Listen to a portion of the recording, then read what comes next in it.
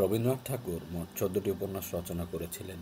এগুলো হলো করুণা, বউ ঠাকুরানীর হাট, রাজশ্রী, চোখের বালি, নৌকাডুবি, প্রজাপতির নির্বন্ধ, গোরা, ঘরে বাইরে, চতুরঙ্গ, যোগাযোগ, শেষের কবিতা, দুই বোন, মালঞ্চ ও চার অধ্যায়। কিন্তু এভাবে পড়লে এই উপন্যাসগুলো মনে রাখা খুবই কষ্টকর।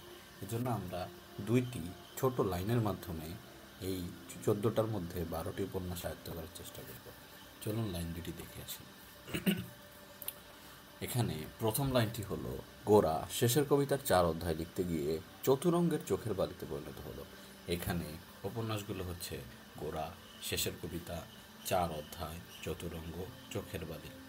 এবং দ্বিতীয় লাইনটি হলো, দুই বোন মালঞ্চ ও রাজশ্রীকে ঘরের বাইরে যোগাযোগ করে পেল না বলে বউ ঠাকুরানীর হাটে খুঁজতে গিয়ে নৌকাডুবি হলো।